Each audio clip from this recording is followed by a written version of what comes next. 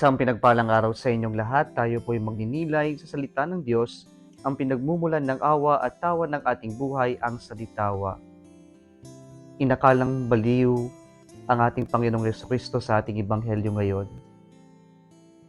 sapagkat halos hindi na sila makakain o wala na silang oras kumain nang dahil sa kanilang ginagawang kabutihan, nang dahil sa pagmamalasakit ng Diyos sa mga nangangailangan ng kanyang tulong.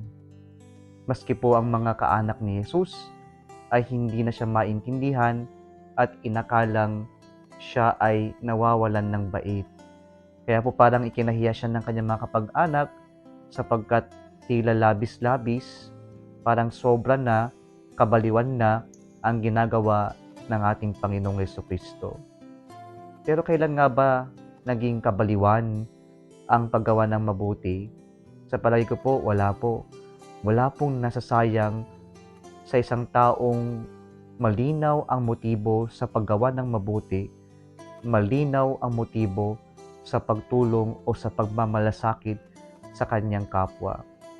Kaya para sa pamantasan o mata ng lipunan, kabaliwan ang unahin ang sarili.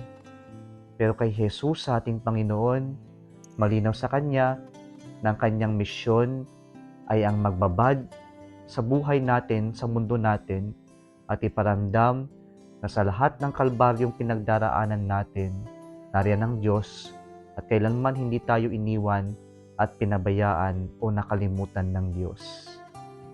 Kaya po kahit na maranasan natin ang naranasan ng ating Panginoong Hesukristo na siya ay inakalang baliw sa kanyang pagbababad ng oras sa pagmamalasakit, sa pagtulong, na wag gaya rin ni Jesus, wag tayong mapanghina ng loob, wag tayong tumigil o sumuko na magmalasakit at gumawa ng mabuti. Muli isang pinagpalang araw sa inyong lahat.